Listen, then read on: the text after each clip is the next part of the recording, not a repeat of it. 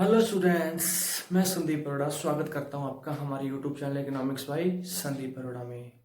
तो खासकर बच्चों, ये जो वीडियो है मैं हमारे बीए फर्स्ट ईयर के स्टूडेंट्स के लिए बना रहा हूं। बीए सेकंड सेमेस्टर के जो हमारे स्टूडेंट्स हैं उनका हमने एक टॉपिक शुरू किया था, रेंट।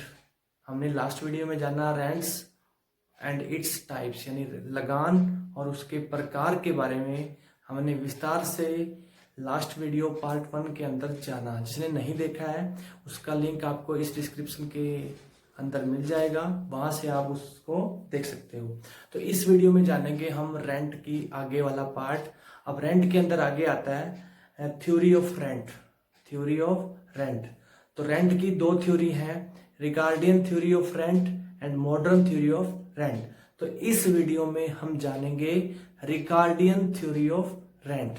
तो वीडियो शुरू करने से पहले अगर आप हमारे चैनल पर नए हैं तो हमारे चैनल को सब्सक्राइब कर लें और घंटी का बटन दबा दें ताकि आने वाली नई वीडियो की नोटिफिकेशन भी आपको मिल सके। और ज़्यादा से ज़्यादा इस वीडियो को अपने फ्रेंड्स तक शेयर कीजिएगा ताकि उनको भी इस वीडियो से हेल्प मिल सके। तो शुरू करते हैं वीडियो। हमारा टॉपिक है जिसको हम डिस्कस करेंगे, रिकार्डियन थ्योरी ऑफ रेंट यानी लगान का, रिकार्डो का सिद्धांत, उसके बारे में हम आज जानेंगे। तो ध्यान रखिएगा बच्चों, हमारे जो फेमस इकोनॉमिस्ट हैं डेविड रिकार्डो। कौन है? David Ricardo. हमारे क्लासिकल थे, परंपरावादी अर्थशास्त्री थे डेविड रिकार्डो। इनकी एक बुक थी जो 1870 के अंदर आई थी और बुक का नाम था principle of political economy. Principle of political economy and taxation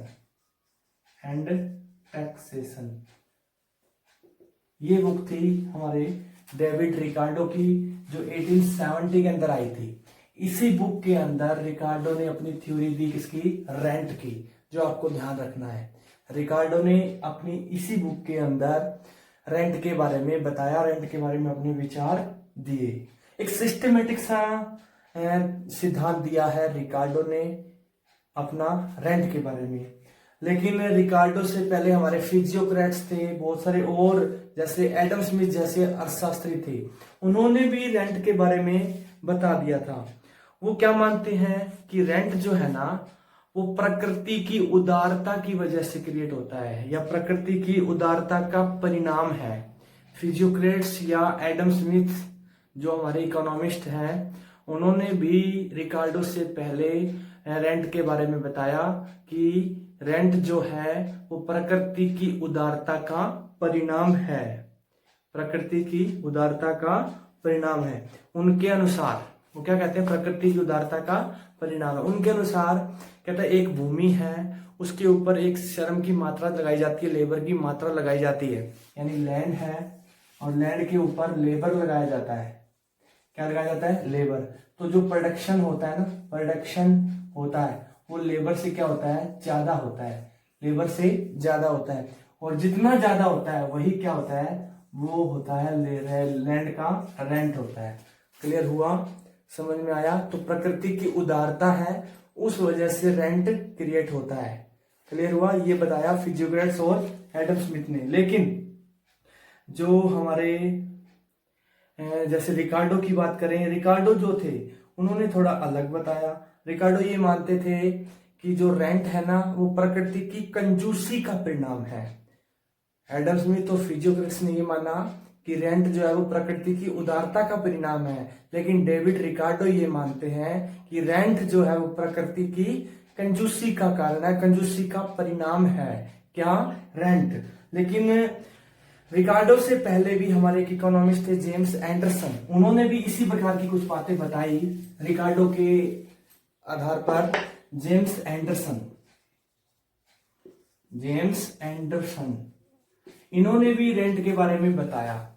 रिकार्डो ये मान चुके थे कि प्रकृति की कंजूसी का परिणाम क्या है? रेंट है। लेकिन जेम्स एंडरसन ने कुछ ये माना, कहता है उनका ये विचार था जेम्स एंडरसन का कि रेंट जो है ना वो इसलिए उत्पन्न होता है, रेंट जो है वो इसलिए उत्पन्न होता है क्योंकि भूमि की फर्टिलिटी में अंतर पाया जाता है।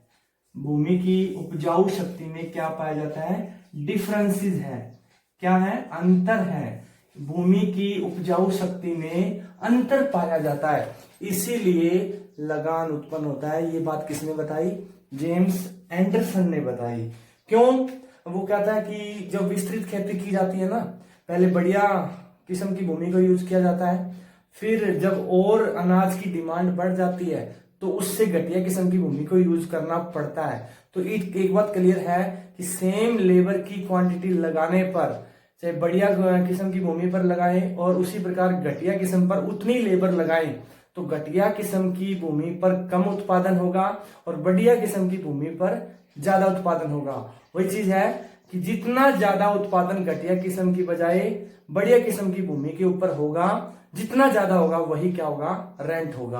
यानी भूमि की उपजाऊ शक्ति में अंतर है और उपजाऊ शक्ति में अंतर होने की वजह से जब एक्सटेंसिव कल्टीवेशन की जाती है अपने प्रोडक्शन को बढ़ाने के लिए, तो घटिया किस्म की भूमि को यूज करना पड़ता है और उस पे जो उत्पादन है सेम लेबर की क्वांटिटी लगाने पर भी जो उत्पादन है वो क्या होता है, कम होता है। और बढ़िया किस्म की भूमि पर उत्पादन क्या है, ज्यादा होता है। और बढ़िया किस्म की भूमि पर जितना ज्यादा उत्पादन होता है घटिया किस्म की बजाय, वो क्या होता है, रेंट होता है, अकॉर्डिंग टू रिकार्डो ने ये माना। ये जेम्स एंडरसन ने भी बता दिया था और सेम बात रिकार्डो ने मानी है कि भूमि की फर्टिलिटी में अंतर होने की वजह से क्या उत्पन्न होता है, रेंट उत्पन्न होता है, लगान उत्पन्न होता है।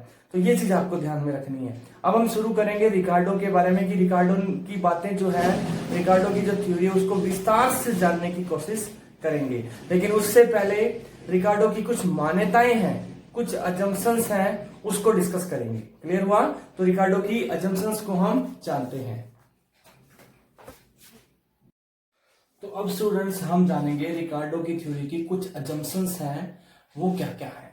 तो ये अजम्पशंस हैं, जैसे देखते हैं। सबसे पहली अजम्पशन है there is difference in the fertility of land. उन्होंने पहली मान्यता ये मानी है कि भूमि की जो उपजाऊ शक्ति है उसके अंदर क्या पाया जाता है, अंतर पाया जाता है। There is difference in the fertility of land, भूमि की उपजाऊ शक्ति के अंदर अंतर पाया जाता है। सेकंड कहता है supply of land is fix, यानी भूमि की जो पूर्ति है वो क्या है, स्थिर मानी है रिकार्डो ने। थर्ड कहता है land has only one use, यानी भूमि का केवल एक ही प्रयोग है, वो है कल्टीवेशन, यानी खेती करना। भूमि केवल खेती के काम के लिए यूज की जाती है। उसके बाद आता है fourth, there is perfect competition in product market, यानी जो प्रोडक्ट मार्केट है उसके अंदर पूर्ण प्रतियोगिता पाई जाती है। ये इसकी नेक्स्ट अजम्पशन है कि उन्होंने प्रोडक्ट मार्केट के अंदर क्या माना है, पूर्ण प्रतियोगिता को माना है। उसके बाद नेक्स्ट है law of diminishing returns operates in agriculture, यानी एग्रीकल्चर के अंदर क्या पाया जाता है, घटते जो सीमांत प्रतिफल का नियम पाया जाता है। ये चीज भी आपको ध्यान में रखनी है। उसके बाद there exist marginal on no rent land, यानी जो इकोनॉमी है उसके अंदर मार्जिनल या बिना लगान वाली भूमि भी एग्जिस्ट करती है, पाई जाती है, जिसके ऊपर लगान नहीं होता है या जिसको हम सीमांत भूमि भी बोलते हैं, बिना लगान वाली भूमि भी हमारी इकोनॉमी के अंदर पाई जाती है। उसके बाद सेवंथ आता है land is cultivated in order of its fertility, यानी लैंड के ऊपर जो खेती की जाती है ना वो ऑर्डर के अकॉर्डिंग की जाती है कि पहले ज्यादा उपजाऊ शक्ति जिस भूमि की ज्यादा उसको यूज किया जाएगा, उसके बाद उससे कम वाली को, फिर उससे कम वाली को, फिर उससे कम वाली भूमि को यूज किया जाएगा। यानी ऑर्डर के अकॉर्डिंग भूमि को यूज किया जाता है उसकी फर्टिलिटी के अनुसार, तो उसकी फर्टिलिटी उसके अनुसार उसका यूज होता है खेती के लिए। उसके बाद आता है fertility of land is original, जो भूमि की उपजाऊ शक्ति है ना वो बिल्कुल मौलिक है और अविनाशी है, उसके अंदर किसी प्रकार की कोई प्रॉब्लम नहीं है।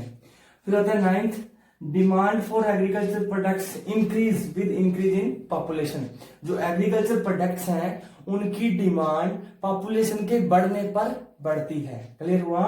यानी जो एग्रीकल्चर प्रोडक्ट्स की जो डिमांड है ना, अनाज जिसको हम कह सकते हैं, जिसकी डिमांड पॉपुलेशन के बढ़ने पर, जनसंख्या के बढ़ने पर ही बढ़ती है। उसके बाद लास्ट अजम्पशन है, कहता है cost of agriculture produced depends on amount of labour spent on in, यानी एग्रीकल्चर प्रोडक्शन की जो कॉस्ट है वो उसकी लेबर की अमाउंट के ऊपर डिपेंड करती है। जितनी लेबर खर्च होगी, लेबर का जितना खर्चा होगा लेबर वही क्या होगी, एग्रीकल्चर प्रोडक्शन की क्या होगी, कॉस्ट होगी।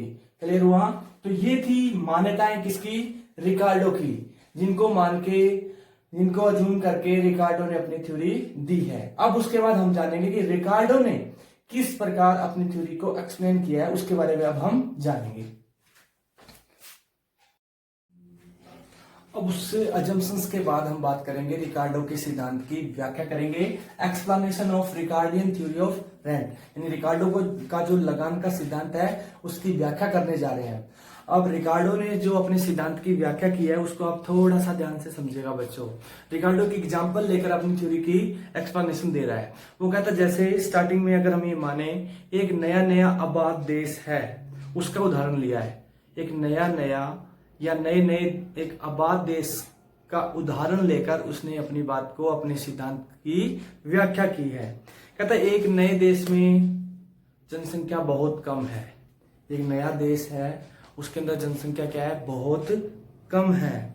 और जनसंख्या बहुत कम है तो इसका मतलब क्या है, वहां पर जो लैंड की सप्लाई है वो तो ज्यादा है और लैंड की डिमांड जो है वो क्या है, कम है, क्योंकि वहां पर पॉपुलेशन बहुत कम है और पॉपुलेशन कम होने की वजह से भूमि जो है ना वो लिमिटेड से यूज की जा रही है। तो इट मीन्स वहां भूमि की सप्लाई यानी लेबर की, लैंड की सप्लाई जो है वो तो ज्यादा है लेकिन लैंड की जो डिमांड है वो क्या है, कम है। लेकिन क्या होता है उस सिचुएशन में जब भूमि की पूर्ति ज्यादा है और भूमि की मांग कम है, उस समय जो लैंड होगी ना, लैंड फ्री की होगी। उस समय लैंड के ऊपर कोई रेंट नहीं होगा, लैंड क्या होगी, फ्री की होगी, निःशुल्क होगी, लैंड जो है फ्री फैक्टर्स होगा। लेकिन क्या होता है, भूमि मुफ्त में मिल रही है अब, लेकिन होता क्या है, अब इसके अंदर भूमि की उपजाऊ शक्ति में भी अंतर है। कुछ भूमि इस प्रकार की है, कुछ और लो क्वालिटी की है, फिर लो इस प्रकार कई किस्मों की भूमि उस आबाद देश के अंदर पाई जाती है। लेकिन स्टार्टिंग पॉइंट पर जो अच्छी क्वालिटी की, अच्छी किस्म की भूमि है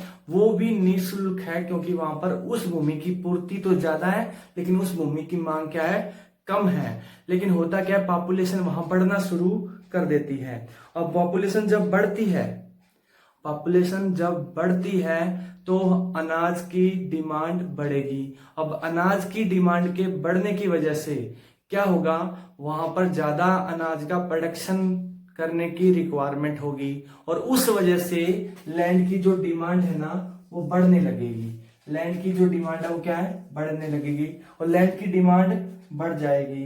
और लैंड की डिमांड जब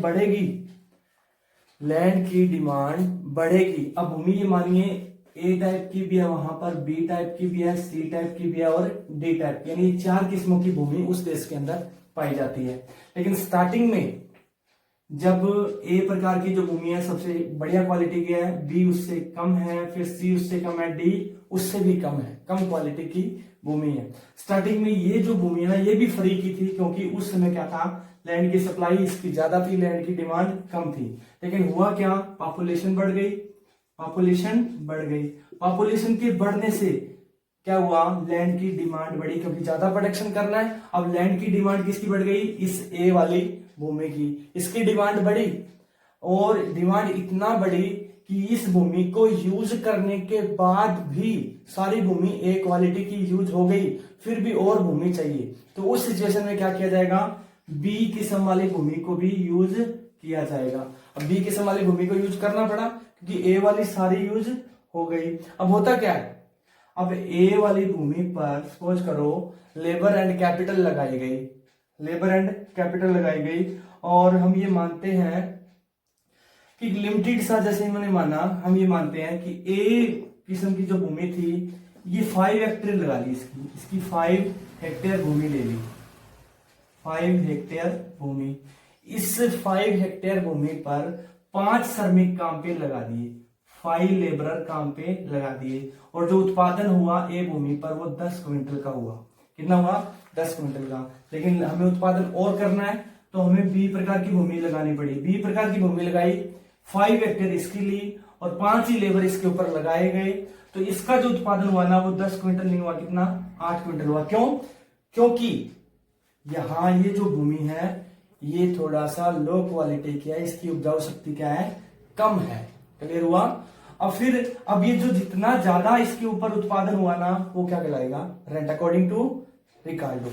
इस पे 8 क्विंटल और इस पे 10 क्विंटल, यानी हाई क्वालिटी की भूमि पर हमने उत्पादन किया, जितना ज्यादा हुआ बी क्वालिटी की भूमि से वो क्या होगा, 10 और 8 का अंतर कितना हुआ, 2 क्विंटल। तो 2 क्विंटल ए प्रकार की भूमि को क्या मिल जाएगा, रेंट मिल जाएगा। ये ए प्रकार की भूमि का क्या होगा, 2 क्विंटल रेंट होगा। क्लियर हुआ। उसी प्रकार अगर और डिमांड बढ़ जाती है भूमि की, और डिमांड बढ़ जाती है, तो फिर किसको यूज किया जाएगा, सी प्रकार की भूमि को यूज किया जाएगा। और सी प्रकार की भूमि को जब हम यूज करेंगे, सेम 5 हेक्टेयर इसके ऊपर यूज करेंगे, 5 लेबर इस पे लगाई गई, तो इसका जो उत्पादन होगा ना वो 8 भी नहीं होगा, वो कितना होगा, 6 क्विंटल होगा। कितना होगा, 6 क्विंटल, क्योंकि ये और भी लो क्वालिटी की भूमि है। तो अब उस केस में क्या होगा, जो ए वाली भूमि है उसका जो रेंट होगा ना, उसका अंतर देखिए कितना हुआ, 10 और 6, ये 6 से कितना ज्यादा है, 4। तो ए वाली भूमि का कितना होगा, 4 क्विंटल रेंट होगा। और ये बी वाला कितना ज्यादा है, इससे 2 क्विंटल। तो 2 क्विंटल किसका होगा, बी वाली भूमि का रेंट हो जाएगा।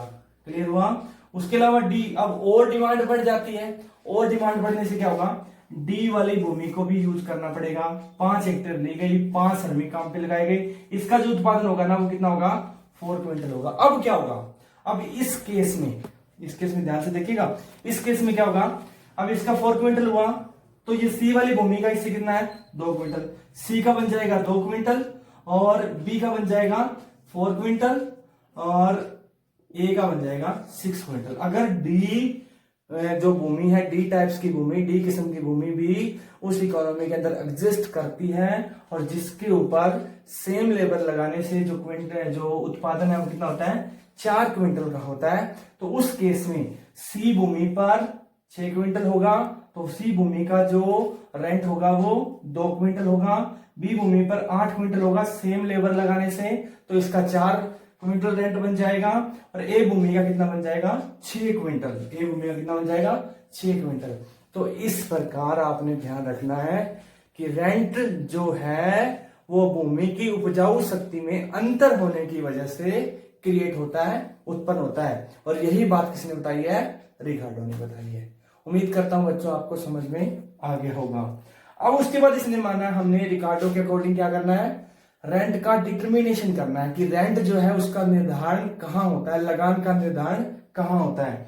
तो रिकार्डो ने लगान के निर्धारण के लिए 2 परिस्थितियां यूज की हैं। एक यूज की है एक्सटेंसिव कल्टीवेशन और दूसरा है इंटेंसिव कल्टीवेशन। उसके बारे में अब हम जानेंगे।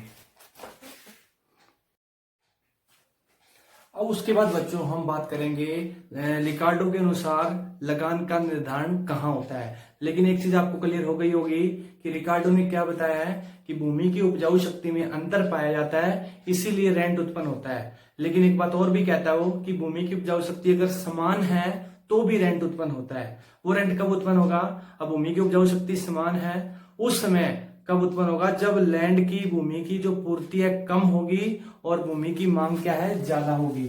लैंड की सप्लाई कम और लैंड की डिमांड ज्यादा हो, चाहे भूमि की उपजाऊ शक्ति समान हो जाए, लेकिन ये केस आ जाएगी ना क्योंकि जनसंख्या बढ़ी, जनसंख्या के बढ़ने से अनाज की डिमांड बढ़ी और भूमि की डिमांड बढ़ गई। और भूमि की डिमांड इतना बढ़ी कि वो लैंड की सप्लाई से ज्यादा हो गई। उस केस में भूमि प्राप्त करने के लिए, जिसको भूमि प्राप्त करनी है वो उस भूमि के लिए रेंट देने को क्या हो जाएगा, तैयार हो जाएगा कोई भी व्यक्ति। जब उसको उस भूमि पर खेती करनी है और भूमि है नहीं, भूमि की पूर्ति जो है वो कम है और भूमि की डिमांड ज्यादा है, उस समय भूमि को प्राप्त करने के लिए भूमि प्राप्तकर्ता लगान देने के लिए तैयार हो जाएगा। चाहे भूमि की उपजाऊ शक्ति क्या हो, समान हो, तो भी उस केस में रेंट उत्पन्न हो सकता है। अब हम बात करेंगे कि जो रिकार्डो के अनुसार जो लगान है उसका निर्धारण कहां होता है। हम बात करेंगे डिटर्मिनेशन ऑफ रेंट, लगान का निर्धारण। जो लगान का निर्धारण है वो रिकार्डो ने 2 केस में किया है। एक किया है एक्सटेंसिव कल्टीवेशन और दूसरा है इंटेंसिव कल्टीवेशन। यानी विस्तृत खेती और गहन खेती। पहले मैं आपको इन दोनों में अंतर क्लियर कर देता हूं। विस्तृत खेती वो होती है जब उत्पादन को बढ़ाने के लिए ज्यादा भूमि का यूज किया जाता है, और गहन खेती वो होती है, इंटेंसिव कल्टीवेशन वो होती है जब ज्यादा उत्पादन करने के लिए भूमि को नहीं बढ़ाते, लेबर और कैपिटल या इसके अलावा और जो फैक्टर्स होते हैं उनको बढ़ाकर हम प्रोडक्शन को बढ़ाने की कोशिश करते हैं, उसको हम क्या बोलते हैं, गहन खेती बोलते हैं। तो इन दोनों केस में रिकार्डो ने रेंट को डिटरमाइन किया है, एक्सटेंसिव कल्टीवेशन में और इंटेंसिव कल्टीवेशन में। इन दोनों के बारे में हम जानेंगे। तो सबसे पहले हम बात कर रहे हैं कि एक्सटेंसिव कल्टीवेशन यानी विस्तृत खेती में लगान का निर्धारण कैसे होता है और कहां होता है, उसके बारे में हम जानेंगे। तो एक बात क्लियर है, आप ध्यान दीजिएगा कि जो यहां पर एक्सटेंसिव कल्टीवेशन है, इसके अंदर विस्तृत खेती के अंदर अगर हमने उत्पादन को बढ़ाना है तो हम भूमि को बढ़ाकर ही उत्पादन को बढ़ा सकते हैं। लेबर, कैपिटल या अदर फैक्टर को बढ़ाकर हम उत्पादन को नहीं बढ़ा सकते।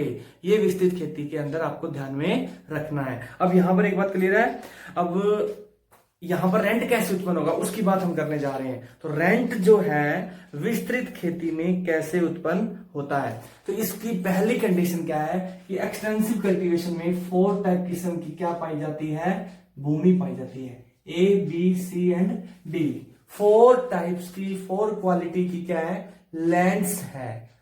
और अगर हमें प्रोडक्शन बढ़ाना है, पहले A की भूमि को यूज करेंगे, A वाली खत्म हो जाएगी, B वाली को, B की खत्म हो जाएगी, C को, C की खत्म हो जाएगी, तो D को यूज करेंगे और इसी वजह से रेंट उत्पन्न होगा। अब हम बात कर रहे हैं कि रेंट डिटरमाइंड कैसे होगा। अब क्या होता है, 4 टाइप्स की भूमि है। अब स्टार्टिंग में क्या, जनसंख्या बहुत कम है। स्टार्टिंग में क्या है, जनसंख्या बहुत कम है, और जनसंख्या बहुत कम होने की वजह से लैंड की जो सप्लाई है बहुत ज्यादा है, लैंड की डिमांड जो वो क्या है, कम है। उस केस में ए वाली भूमि है ना, वो फ्री की है। ए वाली भूमि पर भी कोई लगान नहीं दिया जा रहा है। लेकिन होता क्या है, जब जनसंख्या बढ़ती है, जब जनसंख्या बढ़ती है उस केस में स्टार्टिंग में ए वाली भूमि पर खेती की जाएगी, विस्तृत ए वाली भूमि पर खेती की जा रही है। और सपोज करो इसके ऊपर लेबर एंड कैपिटल दोनों लगाई जा रही है, और लेबर एंड कैपिटल इतनी लगाई जा रही है जिसकी वैल्यू है 100 रुपीज, यानी 100 रुपीज की लेबर और कैपिटल किस भूमि पर, एक किस्म की भूमि पर लगाई जाती है। तो यहां पर जो उत्पादन होता है वो उत्पादन होता है 10 क्विंटल। कितना होता है, 10 क्विंटल उत्पादन होता है जब यहां पर 100 रुपए की श्रम और पूंजी लगाई जाती है। लेकिन होता क्या है, और उत्पादन करने की जब हमें जरूरत है उस समय लेबर की डिमांड बढ़ेगी, लेबर नहीं सॉरी लैंड की डिमांड बढ़ेगी, और लैंड, इस लैंड को हमने सारी को यूज कर लिया। अब हमारे सामने क्या है, दूसरे किस्म की भूमि है, बी टाइप्स की भूमि है, इसको यूज किया जाएगा, इसको यूज किया जाएगा। इसके ऊपर भी क्या लगाया जाएगा, सेम लेबर एंड कैपिटल जिसकी वैल्यू कितना है, 100 रुपीज, सेम जो इसके ऊपर लगाई वही इसके ऊपर लगाई गई। अब इसका जो प्रोडक्शन हुआ ना वो कितना हुआ, 8 क्विंटल हुआ। कितना हुआ, 8 क्विंटल। क्लियर हुआ। अब सपोज करो 8 क्विंटल आ गया, अब उसके बाद फिर और उत्पादन बढ़ाने की जरूरत है, तो ये बी वाली भूमि भी खत्म हो गई है। अब कौन सी भूमि को यूज किया जाएगा, सी टाइप की लैंड को यूज किया जाएगा, और इसके ऊपर भी सेम लेबर एंड कैपिटल लगाई जाएगी 100 रुपीज की। 100 रुपीज की लेबर एंड कैपिटल लगा दी, तो यहां पर जो उत्पादन होगा ना वो कितना होगा, 6 क्विंटल का होगा। कितना होगा, 6 क्विंटल का। क्लियर हुआ। अब सपोज करो और जनसंख्या बढ़ रही है, अनाज की डिमांड और बढ़ रही है, तो लेबर की डिमांड सॉरी लैंड की डिमांड और बढ़ी, तो अब ये सी वाली भूमि भी खत्म होगी। अब कौन सी भूमि लगाई जाएगी, डी वाली, और इसके ऊपर भी same labour and capital 100 rupees की लगाई जाएगी। क्लियर। और इसके ऊपर जो उत्पादन होगा ना वो कितना होगा, 4 क्विंटल का होगा। कितना होगा, 4 क्विंटल का। अब इसके बाद वाली भूमि है नहीं है। अब ध्यान रखिएगा, ये जो डी टाइप की भूमि है सबसे लो क्वालिटी की भूमि है, और इसके ऊपर कोई लगान नहीं मिलता है, और इसी को हम मार्जिनल लैंड भी बोलते हैं। क्या बोलते हैं, मार्जिनल लैंड भी, नो रेंट लैंड भी कहा जाता है। अब ध्यान दीजिएगा, रेंट किस किस को मिलेगा, 4 क्विंटल है, इस मार्जिनल लैंड से ए टाइप की भूमि है उसका प्रोडक्शन कितना ज्यादा है, 4 से कितना 10 हुआ तो ये 6 क्विंटल, तो 6 क्विंटल क्या बन गया, रेंट बन गया किसका, ए वाली भूमि का। अब इस मार्जिनल लैंड से बी टाइप का प्रोडक्शन कितना ज्यादा है, 4 और ये 8, कितना ज्यादा है 4 क्विंटल, तो 4 क्विंटल क्या बन गया रेंट किसका, बी वाली भूमि का। अब मार्जिनल लैंड से सी टाइप की भूमि का कितना प्रोडक्शन ज्यादा है, 4 से 6 2 क्विंटल, क्या है 2 क्विंटल, और इसका 4 से 4 0, इसके ऊपर रेंट क्या होगा 0 होगा। तो क्लियर हुआ, सी टाइप की भूमि पर 2 क्विंटल रेंट होगा, बी टाइप की भूमि पर 4 क्विंटल रेंट होगा, और ए टाइप की भूमि जो हाई क्वालिटी की सबसे बढ़िया है उसका रेंट कितना होगा 6 क्विंटल होगा, क्योंकि ये मार्जिनल लैंड से इतना प्रोडक्शन ज्यादा है, 6 क्विंटल इसका ज्यादा है, 4 क्विंटल इसका ज्यादा, 2 क्विंटल इसका ज्यादा, जितना ज्यादा प्रोडक्शन है वही क्या होता है, रेंट होता है according to Ricardo.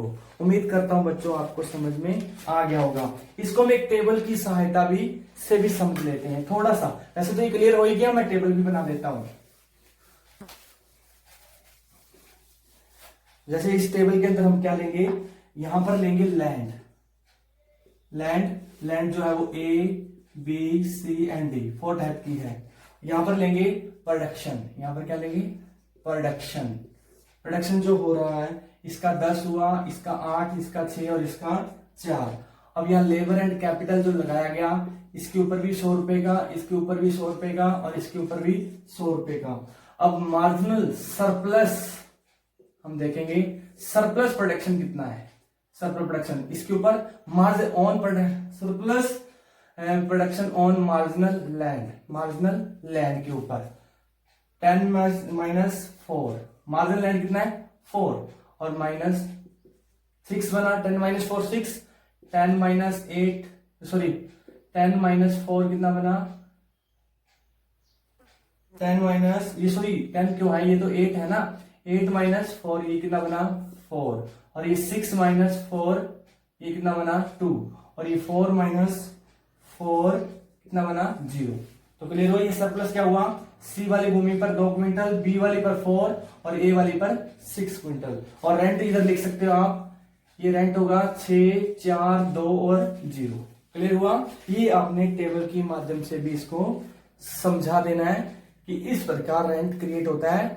Marginal land का जो प्रोडक्शन है उससे ज्यादा जिस भूमि का प्रोडक्शन होगा वही उस भूमि का क्या कहलाएगा, रेंट कहलाएगा। क्लियर हुआ, उम्मीद करता हूं आपको समझ में आ गया होगा।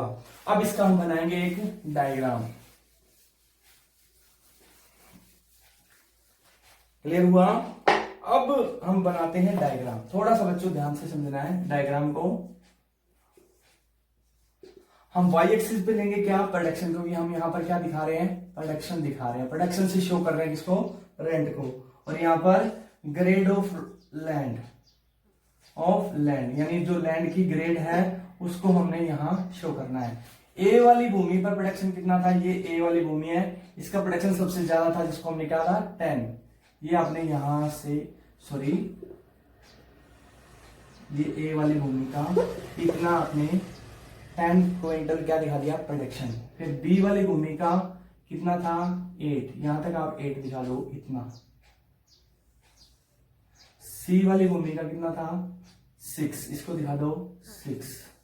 और डी वाली भूमि जो मार्जिनल है उसका कितना था 4। ये यहां तक 4 तक तो कोई भी रेंट नहीं है, लेकिन ये ऊपर का जो पार्ट है जिसको मैं शैडो बना रहा हूं, शैडो कर दिया, ये शैडो जो पार्ट है ये क्या कहलाएगा, सारा का सारा रेंट। ये क्या होगा, रेंट होगा। इसको ये एक्सटेंसिव कल्टीवेशन में रेंट होगा, एक्सटेंसिव कल्टीवेशन में रेंट होगा। ए वाली भूमि पर कितना हुआ, ये 6, और बी वाली भूमि पर इतना तो है, ये इतना 4, सी वाली भूमि पर इतना 2, और डी वाली भूमि पर 0, क्योंकि वहां पर कोई रेंट नहीं होता है। क्लियर हुआ, उम्मीद करता हूं आपको ये डायग्राम समझ में आ गया होगा। अब एक डायग्राम और है, उसके माध्यम से भी हम इसको समझ लेते हैं।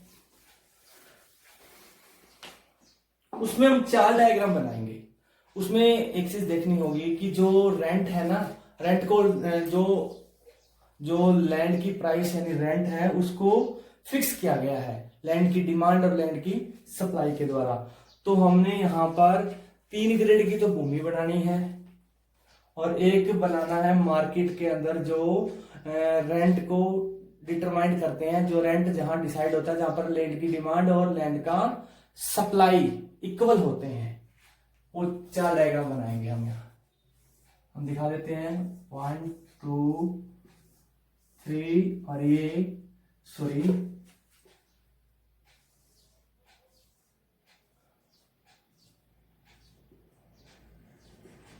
सेम फ्लैग पे बनाइएगा, y एक्सिस x एक्सिस और ये y एक्सिस और ये भी y एक्सिस ये x एक्सिस। हम ये 4 जो डायग्राम है इसकी तरफ आप ध्यान दें। सबसे पहले यहां पर हमने रेंट को डिटरमाइन करना है। रेंट कैसे डिटरमाइन होता है, ये लैंड की डिमांड का कर्व जो नेगेटिव स्लोप का है और ये लैंड का सप्लाई कर्व, जहां पर दोनों इक्वल है वहां पर इक्विलिब्रियम है और इतना ये क्वांटिटी हो गई। अब इतना रेंट डिटरमाइंड हो गया, जहां पर लैंड की डिमांड और लैंड की सप्लाई इक्वल है वहां पर रेंट डिटरमाइंड हो गया। यहाँ पर आउटपुट लेंगे, नीचे क्या लेंगे आउटपुट, सभी के लिए क्या रहेगा आउटपुट आउटपुट और यहाँ भी आउटपुट रहेगा। और ऊपर क्या लेंगे, यहाँ पर हमारा रेवेन्यू कॉस्ट आ जाएगा, रेवेन्यू कॉस्ट एंड प्राइस, तीनों चीजें। रेंट को प्राइस की, लैंड की प्राइस यानी रेंट वो हमने यहाँ पर दिखानी है। अब प्राइस सभी के लिए क्या रहेगी समान रहेगी। आप यहां से बिल्कुल इक्वल सभी के लिए, ये ए टाइप की भूमि है, ये बी टाइप की और ये सी टाइप को हमने छोड़ दिया है। डी वो है जो मार्जिनल है, बी ए सबसे हाई और बी उससे लो, सी को हमने छोड़ दिया क्योंकि वो भी सेम ही रहेगा, उसको भी ना दिखाने की वैसे ज्यादा जरूरत नहीं है। इतना प्राइस लैंड की इतना प्राइस। अब हमने क्या दिखाना है, रेंट जो है, ध्यान दीजिएगा, रेंट जो है ना उसको डिटरमाइन करना है। ये कैसे डिटरमाइन होगा, रेंट जो है price minus average cost, price minus average cost वो क्या होता है रेंट होता है। ये प्राइस है और एवरेज कॉस्ट और इस प्राइस का जो अंतर होगा, एवरेज कॉस्ट और प्राइस का जो अंतर होगा ना वो क्या कहलाएगा रेंट कहलाएगा। क्लियर हुआ, वो चीज हम देख रहे हैं। अब इसके अंदर देखिएगा, अब वैसे जो इक्विलिब्रियम की कंडीशन आप सभी को पता ही है क्या होती है क्या, क्योंकि परफेक्ट कंपटीशन से मान रखा है, हम ये मानते हैं कि AR और MR कराओ यही है, और एक लगा देंगे हम MC कराओ। ये हमारा यहाँ भी ये क्या है MC कराओ, यहाँ भी क्या है MC कराओ। ये इक्विलिब्रियम का पॉइंट हो गया। इतना उत्पादन यहाँ किया जाएगा, इतना उत्पादन यहाँ किया जाएगा, इतना उत्पादन यहाँ किया जाएगा। क्लियर है, समझ में आ गया, उम्मीद करता हूँ। ये इक्विलिब्रियम के पॉइंट्स हैं। यहाँ पर ये AR MR है क्योंकि ये प्राइस है, वही AR और MR होता है परफेक्ट कंपटीशन के अंदर। और MC कर्व जहां पर इसको काटता है नीचे से, वहां पर ही इक्विलिब्रियम का पॉइंट होता है। अब हमें क्या देखना है, प्राइस और एवरेज कॉस्ट का अंतर जो है ना वो रेंट कहलाएगा, प्राइस और एवरेज कॉस्ट का अंतर। अब सबसे हाई क्वालिटी की जो हमारी भूमि है, सबसे बढ़िया क्वालिटी की, वहां पर रेंट ज्यादा था, तो रेंट ज्यादा था इसका मतलब प्राइस और एवरेज कॉस्ट का अंतर भी क्या होगा ज्यादा होगा। तो हम यहाँ पर एक लगाएंगे एवरेज कॉस्ट का काव, ये ऐसे, ठीक है। ये हमारा AC, तो यहां से लेकर ये इतना हमारा क्या हो गया एवरेज कॉस्ट, इसको नाम दे दो B और ये C और ये इक्विलिब्रियम पॉइंट है, इसको A का नाम दे दो। तो क्लियर है, रेवेन्यू कितना हुई टोटल OPA और इसको नाम दे दो M। ये M रहेगा सभी के लिए, आप क्या लिख लो इसको M लिख लो। क्लियर, और कॉस्ट कितना है OBCM, और ये जो पार्ट है ना ये A क्वालिटी की भूमि का क्या हो गया रेंट हो गया, यानी OPAM इसमें से लेस कर देंगे OBC और M, जो पार्ट बचेगा वो क्या बचा BPAC, ये क्या कहलाएगा रेंट कहलाएगा। क्लियर है। अब उसके बाद B क्वालिटी का जो रेंट है वो थोड़ा कम होगा, B क्वालिटी का रेंट है वो क्या होगा कम। अब यहां पर थोड़ा सा ऊपर ये हमारा क्या है AC, सेम उसी प्रकार ये हमने थोड़ा सा पार्ट इसका दिखा दिया रेंट का, सेम वही नाम भी हम दे सकते हैं TR और एस, ये जो पार्ट है ये इसका क्या होगा, रेंट। ये बी टाइप की भूमि का क्या होगा, रेंट होगा। और इसकी बिल्कुल एसी जो है वो क्या होगी, बराबर होगी। यहां पर कोई भी रेंट नहीं होगा क्योंकि ये मार्जिनल लैंड है, यहां पर रेंट क्या होता है, जीरो। यहां पर देखिएगा OPRM तो टोटल रेवेन्यू, और OTSM जो है वो क्या है, इसकी एवरेज कॉस्ट। तो TPRS क्या होगा, इसका रेंट हो गया। क्लियर है। ये ए क्वालिटी का रेंट इतना, और ये बी क्वालिटी का कोई भी रेंट नहीं है। और ये परफेक्ट कंपटीशन को शो करने के लिए हमने लैंड की डिमांड और लैंड की सप्लाई को दिखाया। तो उम्मीद करता हूं आपको समझ में आया होगा। तो एक्सटेंसिव कल्टीवेशन में रिकार्डो ने इस प्रकार रेंट को डिटरमाइन किया है। उम्मीद करता हूं बच्चों आपको समझ में आया होगा। अगर फिर भी आपको कोई प्रॉब्लम, कोई डाउट है तो मुझे कमेंट बॉक्स में बता देना, मैं आपकी प्रॉब्लम को सोल्व करने की पूरी कोशिश करूंगा। तो आज की वीडियो में इतना ही, इतना सा बच्चों आप अच्छे से तैयार कर लीजिएगा। बाकी का पार्ट हम नेक्स्ट वीडियो में डिस्कस करेंगे। अगर आपको ये वीडियो पसंद आई है तो इसको ज्यादा से ज्यादा लाइक, शेयर एंड सब्सक्राइब करें। Thank you.